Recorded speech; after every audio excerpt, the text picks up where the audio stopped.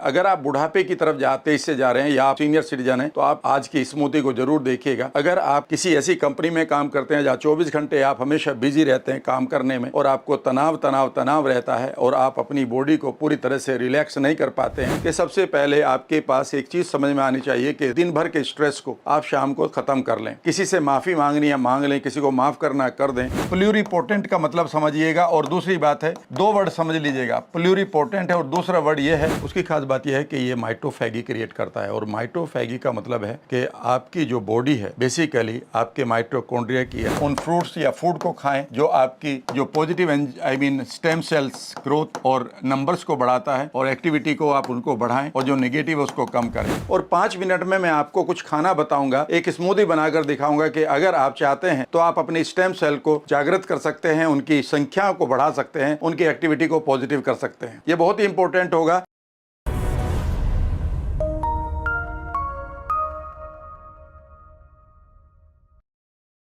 Hello friends, एक बार फिर आपका स्वागत है। और इस वीडियो में मैं बात करूंगा स्टेम सेल्स के बारे में। कई लोगों को तो पता है, अगर आप 10, 15 या 18 साल पहले माँ या बाप बने हैं तो निश्चित रूप से आपके डॉक्टर ने आपसे कहा होगा कि बच्चे की स्टेम सेल आप प्रिजर्व करवा लें, क्योंकि ये फ्यूचर में काम आ सकती है। जब अगर शरीर के अंदर कोई ऐसी सिचुएशन आ जाए कि अपनी बॉडी या उस बच्चे की बॉडी प्रोग्रेस नहीं कर रही है या रीजनरेट नहीं कर रही है, और आपने बहुत सारे लोगों ने स्टेम सेल को आपने प्रिजर्व भी करवा रखा है। लेकिन क्या आप जानते हैं कि इस समय भी आपके शरीर में स्टेम सेल्स हैं?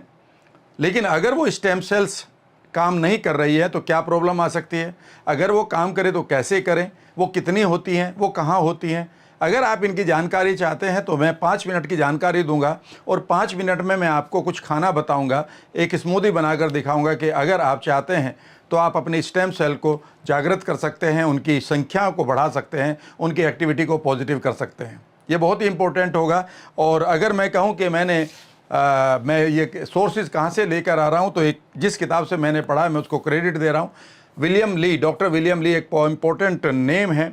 स्पेशली किस तरह से हमारी बॉडी रीजनरेट करती है, किस तरह से हमारी इम्यूनिटी काम करती है या माइक्रोबायोम काम करते हैं जिसको हम गट बैक्टीरिया कहते हैं, या फिर हमारी एंजियोजेनेसिस है कि किस तरह से हमारी बॉडी नई नई आर्टरीज या नई नई कैपिलरीज बना देती हैं ताकि हमारी बॉडी में उस जगह पर ब्लड चला जाए जहाँ पर रुक गया है। ठीक है। और उसी तरह से इन्होंने एक टॉपिक भी लिया है स्टेम सेल का। तो इन्होंने 5 टॉपिक लिए हैं। पांचों टॉपिक बेहद इंपॉर्टेंट है, लेकिन आज जो इंपॉर्टेंट टॉपिक हमारे पास है वो स्टेम सेल। बेसिकली हमारे पास जो स्टेम सेल है फ्रेंड्स, उनकी खास बात ये होती है कि वह आपके शरीर में 0.002% है। यानी कि 1 लाख अगर आपके पास सेल हैं तो सिर्फ 2%, 2 ही सेल आपके पास स्टेम सेल हैं। इनकी खास बात यह है कि ये प्लूरिपोटेंट होती हैं। प्लूरिपोटेंट का मतलब समझिएगा। और दूसरी बात है, 2 वर्ड समझ लीजिएगा, प्लूरिपोटेंट है और दूसरा वर्ड ये है कि ये अनडिफरेंशिएटेड है। अनडिफरेंशिएटेड, इन दोनों का मीनिंग समझ लीजिएगा। इन दोनों का मीनिंग ये है कि आपकी जो स्टेम सेल है उसकी कोई अपनी पहचान नहीं है। यानी कि वह आपके शरीर में घूमती रहती है। यह आपके कहाँ पाई जाती है? आपके ब्रेन में पाई जाती है, आपके गट में पाई जाती है। बड़ा इंपॉर्टेंट है ये समझना। आपके बोन मैरो में पाई जाती है। बोन यानी कि जब कहते हैं ना कि बोन मैरो ट्रांसप्लांट हो रहा है, उसको बेसिकली स्टेम सेल ही दी जाती है, बोन मैरो में पाई जाती है। ठीक है ना। ये आपकी स्किन में मिलती है, आपकी मसल्स में भी मिलती है। ठीक है ना, आपके ब्लड में भी मिलती है।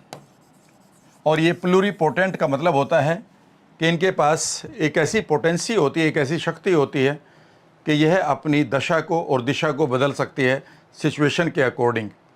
ठीक है ना। इनके अंदर इतनी पोटेंशियल है कि यह किसी भी सेल को एक बार फिर रीजनरेट कर देती हैं। अनडिफरेंशिएटेड मतलब यह है कि इनका कोई स्पेसिफिक काम नहीं है कि यही काम करेंगे। इनका एक स्पेसिफिक काम है कि इनका जनरलाइज्ड काम है। जहाँ पर भी रीजनरेशन की ज़रूरत पड़ रही है, मान लेते हैं आपके हेयर की, आपके बालों की जो स्टेम्स, आपकी जो सेल हैं, मान लेते हैं वो किसी कारण से डेड हो रही है, वहाँ उनको ब्लड नहीं पहुँच रहा है, और अब आपकी हेयर सेल को कौन रीजनरेट करेगा? तो इसका काम, चूँकि वो हेयर सेल तो कर नहीं रही अपना काम, तो यहाँ पर आपकी जो स्टेम सेल है वो वहाँ पर जाती है और वो क्या करती है, प्लूरिपोटेंट होने के कारण वह हेयर सेल बन जाती है कुछ देर के लिए, और हेयर सेल को रीजनरेट करके फिर अपना काम वापस करके वापस आ जाती है। एक तरह से ये सर्जिकल स्ट्राइक करते हैं पॉजिटिव वे में, जिसको जहाँ ज़रूरत है वही बन जाती है। यह एक ऐसा तुरुप का पत्ता है हमारे पास। मान लेते हैं कल हमारे पास बोन सेल्स की कमी पड़ रही है, राइट, और बोन सेल्स रीजनरेट नहीं हो रही, जबकि हमारी बॉडी में रीजनरेशन होना बेहद ज़रूरी है। जिस तरह से हमारे शरीर को धीरे धीरे जैसे हम एज की तरफ जाते हैं तो हमारी रीजनरेशन कमज़ोर होने लगती है, या फिर हम एक गलत ऐसे एनवायरनमेंट में रहते हैं जहाँ बहुत ज़्यादा पोल्यूशन है, वहाँ पर भी होने लगता है, या फिर आप बीमार हो जाते हैं, या फिर आप स्मोक वगैरह करते हैं, या फिर आप बहुत ज़्यादा स्ट्रेस हैं। अगर आप स्ट्रेस्ड हैं तो इसका मतलब है कि आपके पास पेनफुल मेमोरीज़ हैं, वहाँ पर भी स्टेम सेल आपकी एक तरह से काम करना बंद कर देती है, अपने काम को भूल जाती हैं। अगर आप स्ट्रेस्ड हैं तो आप NLP जैसी टेक्निक को सीख सकते हैं। 21 डे चैलेंज मैं दे रहा हूँ, डिस्क्रिप्शन बॉक्स में उसका लिंक है, ले लीजिएगा। वहाँ पर और भी कई आपको पॉजिटिव और खूबसूरत वर्कशॉप मिलेंगी गिफ्ट के रूप में, उन्हें भी आप देख लीजिएगा। उसी तरह से अगर कल हमारी मसल्स में रीजनरेशन की ज़रूरत पड़ रही है, हमारी मसल्स की सेल नहीं बन पा रही हैं, तो यहाँ पर जो स्टेम सेल है वो मसल की सेल बनकर उनको जागृत करके उनका काम पूरा करके ये वापस आ जाती हैं। यह कैसे करती हैं अभी मेडिकल लाइन ने या मेडिकल प्रोफेशनल्स ने इसको इतना नहीं ढूंढ पाया है। बस वो ये है कि ये अपना काम करती है। इसमें एक खास बात, ये गलत बात ये है कि हमारे पास कुछ एक ऐसी स्टेम सेल्स भी हैं जो नेगेटिव है और ये ट्यूमर को पैदा कर देती है, ये जनरेट कर देती है उन सेल्स को जिनको हम कैंसर सेल कहते हैं। तो अब आपके पास दो चीज़ें समझनी होंगी। एक, पहली चीज़ है कि जो आपके पास पॉजिटिव सेल्स हैं, नंबर एक जो पॉजिटिव स्टेम सेल्स हैं, ठीक है ना, उसके बारे में पूरी वीडियो में बता दूंगा कभी। नंबर एक, उनकी नंबर्स को बढ़ाना है आपको, यानी कि नंबर्स को मेंटेन करना है। उम्र के बाद, एक उम्र के बाद इनका नंबर घटने लगता है, या फिर आप बहुत ज़्यादा स्ट्रेस्ड रहते हैं, स्मोक करते हैं, ऐसे वातावरण में रहते हैं जहाँ पर आपको ऑक्सीजन की कमी है, तो इनका नंबर घटने लगता है। दूसरा काम ये करना है कि जो पॉजिटिव स्टेम सेल्स हैं ये कहीं ऐसा ना हो कि आपके स्ट्रेस के कारण, ठीक है ना, ये अपना काम ही करना भूल जाए। और अगर इनका नंबर भी ठीक है, नंबर मान लेते हैं ओके है, लेकिन ये काम नहीं कर रही है, तो इनको अवेकन करना है, इनको जागृत करना है, राइट। और तीसरा काम ये करना है, बड़ा इंपॉर्टेंट है वह आपके लिए, कि आपके पास जो निगेटिव स्टेम सेल्स हैं, ठीक है ना, जो बेसिकली कैंसर को फॉर्म करती हैं, ट्यूमर को फॉर्म करती हैं, उनकी एक्टिविटी को कम करना है।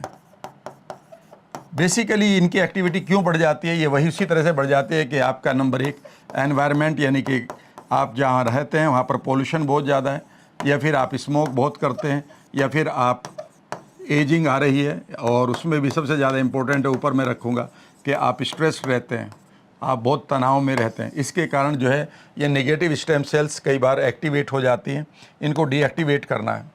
तो सबसे पहला काम तो मैं ये कहूँगा कि भाई, अब जो स्मूदी मैं आपको बना के दिखा रहा हूँ, उससे पहले मैं एक काम का कहना चाहता हूँ कि सबसे पहले आपके पास एक चीज़ समझ में आनी चाहिए कि दिन भर के स्ट्रेस को आप शाम को ख़त्म कर लें। किसी से माफ़ी मांगनी है मांग लें, किसी को माफ़ करना कर दें, लेकिन दिल पर ज़्यादा बोझ रख कर ना सोएं, नहीं अदरवाइज़ पूरी रात जो नेगेटिव आपके सबकॉन्शियस में प्रोग्रामिंग चल रही है, वह आपकी एंजियोजेनेसिस को, न्यूरोजेनेसिस को, यानी कि जहाँ पॉजिटिव हमारे पास ग्रोथ सेल होनी चाहिए, ग्रोथ ऑफ द सेल्स होनी चाहिए, वो बंद हो जाएगी, ठीक है ना। दूसरी बात, आप उन टेक्निक को सीख ले कि अगर आपके पास कोई ट्रॉमा पड़ा है, आपके पास कोई रंजिश पड़ी है, आपके पास कोई एब्यूज़ पड़ी है, कोई फेलियर, कोई ब्रेकअप पड़ा है, आपको कोई डर लगता है, कभी लिफ्ट में जाने से डर लगता है, अंधेरे में जाने से डर लगता है, ऊंचाई पर जाने से डर लगता है, तो आप उस डर को पूरी तरह से हटा दें। उसे हटाने के लिए NLP की टेक्निक है। इन NLP की टेक्निक के लिए आप 21 डे चैलेंज को देख लीजिएगा, ठीक है ना। और एक चीज़ और भी करिएगा जो मैं आपको रिकमेंड करूँगा, वह NLP में मैं प्रॉपरली कर दूंगा, लेकिन अभी आप तब तक एक काम करिएगा कि एक विजुअलाइजेशन को ज़रूर करिएगा। स्मूदी, यानी कि स्मूदी का मतलब है कि आप उन फ्रूट्स या फूड को खाएं जो आपकी जो पॉजिटिव स्टेम सेल्स ग्रोथ और नंबर्स को बढ़ाता है, और एक्टिविटी को आप उनको बढ़ाएं, और जो नेगेटिव है उसको कम करें। ऐसे फूड के बारे में आपको जानें। आज ऐसी स्मूदी मैं आपको बना के दिखा रहा हूँ, लेकिन उससे भी बढ़िया बात यह है कि आप एक विजुअलाइजेशन हमेशा किया करें, और विजुअलाइजेशन में आप बैठ जाया करें, ठीक है ना। और बैठकर एक काम किया कर कि आप बैठे हुए हैं, इमेजिन करिए कि आपने आंखें बंद कर ली हैं, ठीक है ना, आप शांत बैठे हुए हैं, और आपके हाथ में एक नोब है, ठीक है ना, एक नोब है, एक आपके लेफ्ट हैंड में है और एक आपके राइट हैंड में है, राइट। इमेजिन करिए कि नोब है। नोब का मतलब है जिस तरह से आप किसी टीवी के चैनल को बदला करते थे, ठीक है ना, ढीला करते हैं ना किसी नोब को, या राइट में या क्लॉकवाइज या एंटी क्लॉकवाइज जो आप घुमाते हैं। तो आंखें बंद करके इमेजिन करिए कि एक नोब को मान लेते हैं वो राइट हैंड की है और ये आपकी पॉजिटिव स्टेम सेल्स की है। तो इमेजिन करिए कि आप जैसे ही राइट हैंड से इसे घुमा रहे हैं और घुमाते हुए पॉजिटिवली इमेजिन करिए कि आपके अंदर जो 0.002% स्टेम सेल्स हैं, मानो वो खुश हो रही हैं, जाग रही हैं, वो उठ रही हैं, सोई हुई थी। इमेजिन करिए कि धीरे धीरे वो सांस लेकर अपनी पोटेंसी को, अपनी पावर को बढ़ा रही हैं। इमेजिन करिए कि अब वो गाइडेड हो चुके हैं, उनको बताइए कि वो आपके सर से लेकर पैरों तक जाएं, और इमेजिन करिए कि वो सर से लेकर पैरों तक आपकी पूरी बॉडी के अंदर ट्रेवल कर रही हैं, और आपको जहाँ पर भी ज़रूरत है वहाँ पर वो आपकी बॉडी को पूरी तरह से रीजनरेट कर रही है। रीजनरेशन बेहद इंपॉर्टेंट है, लेकिन वहीं पर इमेजिन करिए कि जो बेकार की रीजनरेशन कर रही है कुछ सिस्टम सेल्स, आप उनकी नोब को स्विच ऑफ कर रहे हैं। यहाँ पर ऑफ करिए, यहाँ पर आपने क्या किया था, ऑन किया था। और इमेजिन करिए कि कहीं अगर ट्यूमर है, कहीं कोई गांठ है, कहीं कोई ट्यूमर है, कहीं कोई अनवांटेड फाइब्रोसिस है, इमेजिन करिए कि जब आप इसको टर्न ऑफ कर रहे हैं तो वहाँ उनको बनाने वाली जो स्टेम सेल्स है वो धीरे धीरे शांत होकर पूरी तरह से गायब हो रही हैं, शांत होकर गायब हो रही हैं, शांत होकर गायब हो रही हैं। और वो जो ट्यूमर बना था वह भी घुलकर ज़ीरो हो चुका है। जब आप इसे बार बार करते हैं तो ये बेसिकली एक हमारे माइंड की कला है, उसका नाम है न्यूरोप्लास्टिसिटी। आप इस इमेजिनेशन से आप अपनी न्यूरोप्लास्टिसिटी को, स्पेशली फंक्शनल न्यूरोप्लास्टिसिटी को आप ऑन कर देते। कभी आप पढ़ लीजिएगा इसके बारे में। इसका मतलब यही है कि जब आप बार बार किसी चीज़ को विजुअलाइज करते हैं, किसी पर्टिकुलर चीज़ को, पर्टिकुलर अंग को एक्टिवेट करने के लिए, तो आपका सबकॉन्शियस माइंड बेसिकली एक नई फैकल्टी डेवलप कर देता है, आपके ब्रेन में एक नई ब्रेन सेल को डेवलप कर देता है कि भाई इस काम को ऐसे करना है। इसी फंक्शनल न्यूरोप्लास्टिसिटी से जिसको पैरालिसिस हो जाती है, बार बार इमेजिनेशन करवाइए उस पेशेंट को, या फिर उसको जब प्रैक्टिस करवाता है कोई फिजियोथेरेपिस्ट, तो इसी फंक्शनल न्यूरोप्लास्टिसिटी के द्वारा उसको नई सेल्स ब्रेन में मिल जाती हैं, उनको काम मिल जाता है और उसी तरह से आपकी बॉडी को गाइड करने लगते हैं। तो इसका मतलब ये है कि आप अपनी स्टेम सेल्स के लिए भी फंक्शनल न्यूरोप्लास्टिसिटी का प्रयोग करिए, ठीक है ना। अब आप ये भी नहीं कहेंगे कि सर ये कहाँ से आपने टेक्निकली बताया है। तो फंक्शनल न्यूरोप्लास्टिसिटी मैंने पढ़ी हुई है, वो मैं आपको NLP में पढ़ा दूंगा, वो डिस्क्रिप्शन में। तो चलिए अब हम कौन से फूड को लें, कौन सी चीज़ों को लें कि एक स्मूदी बनाएं, ठीक है ना, ताकि आप अपनी स्टेम सेल को एक्टिवेटेड रखें। अगर आप बुढ़ापे की तरफ तेज़ी से जा रहे हैं या आप सीनियर सिटीजन हैं तो आप आज की स्मूदी को ज़रूर देखिएगा। अगर आप किसी ऐसी कंपनी में काम करते हैं जहाँ 24 घंटे आप हमेशा बिजी रहते हैं काम करने में, और आपको तनाव रहता है और आप अपनी बॉडी को पूरी तरह से रिलैक्स नहीं कर पाते हैं, तो इस खाने को, इस स्मूदी को लेना शुरू करें। बड़ा इजी है बनाना। अगर आपके बच्चों को ऐसा लगता है कि बार बार वह अपनी ग्रोथ को नहीं ले पा रहे हैं, तो समझ लीजिएगा कि उनको स्टेम सेल्स की एक्टिवेशन की ज़रूरत है। उनको कमी नहीं है उस उम्र में, लेकिन हमें एक उम्र के बाद कमी पड़ने लगती है, तो ये कमी को भी पूरा करेगा, अवेकन भी करेगा और आपकी जो नेगेटिव स्टेम सेल्स हैं उनको कम भी करना शुरू करेगा। तो चलिए अब हम स्मूदी बनाकर दिखाते हैं आपको। क्रिएट करता है, और माइटोफैगी का मतलब है कि आपकी जो बॉडी है बेसिकली आपके माइटोकॉन्ड्रिया की जो वेस्टेज है उसे वो ख़त्म कर देती है और माइटोकॉन्ड्रिया को रीजनरेट कर देती है। तो ये भी काम बेसिकली स्टेम सेल के ही जिम में आता है। तो यहाँ स्टेम सेल को रीजनरेट कर रहा है। दूसरा है हमारे पास है, ये है ब्लूबेरीज़। ब्लूबेरीज़ बहुत ही अच्छे हैं, इसमें पॉलीफिनॉल मिलते हैं। और ब्लूबेरीज़ की खास बात ये रहती है कि ये आपकी बॉडी की ऑक्सीडेटिव स्ट्रेस हटाती है। कोई भी सेल अगर वो स्ट्रेस्ड है, ऑक्सीडेटिव स्ट्रेस यानी कि ऑक्सीडाइज्ड हो गई है, तो अपना काम नहीं कर पाती है, तो उसकी ऑक्सीडेटिव स्ट्रेस को ये ख़त्म करता है, ठीक है ना। इसके बाद हम लेंगे ग्रीन एप्पल। ग्रीन एप्पल भी बेसिकली आपको DNA हेल्थ, जो हमारा DNA की हेल्थ है उसके लिए बेहद ज़रूरी है। ग्रीन एप्पल वह भी रीजनरेट होता है और आप कह सकते हैं कि वह अपनी ग्रोथ को बढ़ाता है या अपने नंबर्स को बढ़ाता है, तो उसमें यह भी स्टेम सेल के ही जिम में आता है। इसके अलावा हमारे पास है बेबी स्पिनच, ये पालक है, और इसकी भी खास बात यही है कि ये भी हमारी स्टेम सेल्स को ग्रो कराता है और उनके नंबर्स को भी बढ़ाता है। कमाल की बात यह है कि जो भी चीज़ें इसमें डल रही हैं वह सारी पॉजिटिव स्टेम सेल्स की ग्रोथ को बढ़ाता है, प्लस उनके नंबर्स को भी, उनको एक्टिवेट भी करता है। और ये नेगेटिव जो स्टेम सेल्स, जिसकी बात मैंने अभी करी वीडियो में, उनकी ग्रोथ को रोकता है। यानी कि स्टेम सेल जो नेगेटिव है, जो कैंसर करते हैं, उनकी ग्रोथ को ये कम करता है। इसमें एक बड़ी इंपॉर्टेंट चीज़ है और वो है हमारे पास एवोकेडो। ये मैंने छील कर रखा हुआ है, ये बगैर छिला हुआ है, ठीक है ना। मेरी टीम ने ये छील कर रखा हुआ है, ठीक है ना। तो इसको आप एंजॉय करिएगा। इसमें बहुत ही इंपॉर्टेंट फैक्टर्स हैं। इसके बाद हमारे पास 3-4 चीज़ें और हैं। थोड़ी सी हमारे पास काली मिर्च हैं, जिसको आप ब्लैक पेपर कहते हैं। इसकी खास बात मैं बताता हूँ। ये प्रूव हो चुका है कि जिस चीज़ में आप ब्लैक पेपर डाल देंगे तो उसके करीब करीब उसकी 2000% तक बायो अवेलेबिलिटी बढ़ जाती है। तो जो चीज़ हम खा रहे हैं, अगर उनकी शक्ति को हम पूरी तरह से एंजॉय करना चाहते हैं तो इसमें 5-7 आप ब्लैक पेपर भी डाल लें। पता है आपको, जब आप चाय पीते हैं हल्दी की, तो उसमें करक्यूमिन होता है। करक्यूमिन को 2000% ज़्यादा शक्तिशाली बनाने के लिए उसमें कुछ एक 1-2 अगर आप काली मिर्च का पाउडर छिड़क देते हैं तो ये पाया गया है कि उसकी पावर 2000% बढ़ जाती है। 2000%, 20 गुना। Can you believe it. उसके बाद ये फ्लैक्स सीड है, ये भी हमारे लिए बहुत ज़रूरी है, ठीक है ना। थोड़ा सा डालेंगे इसमें, आधा चम्मच। और एक चीज़ और मैं आपको डाल के दिखा रहा हूँ इसमें, वो है अश्वगंधा पाउडर है ये हमारे पास। अश्वगंधा को हम एडाप्टोजेन कहते हैं। इसके ऊपर मैं वीडियो बनाऊंगा। एडाप्टोजेन का मीनिंग होता है कि ये न किसी चीज़ को स्टिमुलेट करते हैं और न किसी को सप्रेस करते। जितना भी पूरा मेडिकल साइंस है वो या तो किसी चीज़ को सप्रेस करता है या किसी को एक्टिवेट करता है, लेकिन ये नॉर्मल करता है। तो जो नॉर्मल करते हैं वो सबसे अच्छे फूड माने जाते हैं, क्योंकि न तो ये बॉडी को बिना मतलब एक दूसरे आयाम पर लेके जाते हैं कि बिना मतलब स्ट्रेच कर रहे हैं, और ना ही ये डाउन करते हैं। तो उसमें अश्वगंधा बहुत इंपॉर्टेंट है। अश्वगंधा की खास बात यह है कि अगर आप अपने ब्रेन की सेल्स को रीजनरेट करना चाहते हैं, जिसको न्यूरोजेनेसिस कहते हैं, नेचुरली वह भी स्टेम सेल के ही अंदर आती है, तो उसमें अश्वगंधा बहुत काम करता है। उसी तरह से ये मोरिंगा पाउडर है। मेरी मोरिंगा पाउडर की वीडियो ज़रूर आपने देखी होगी, बहुत लोगों ने उसे अप्रिशिएट किया था। इसमें 1 चम्मच ये भी डाल लेते हैं। अब सवाल उठता है कि इसमें और क्या डालें, तो इसमें हमारे पास एक चीज़ और भी है, और वो है आलमंड ऑयल। और ये नॉन अनस्वीटेंड है, यानी कि मीठा नहीं है, इसमें कोई भी शुगर नहीं है।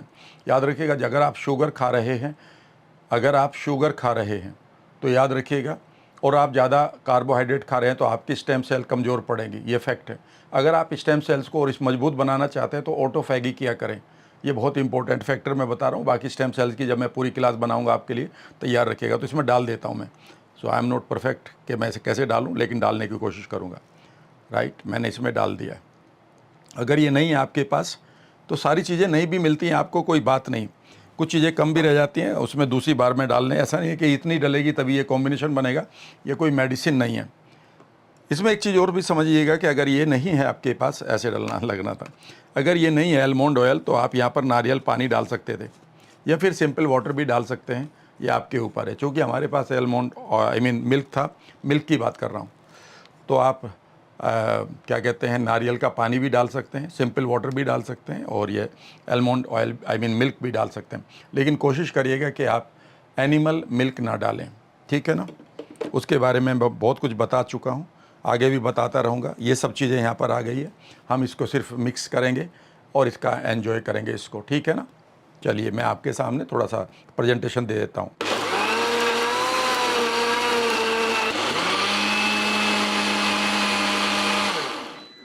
तो ये तैयार हो गया फ्रेंड्स, और चलिए अब इसको टेस्ट करते हैं।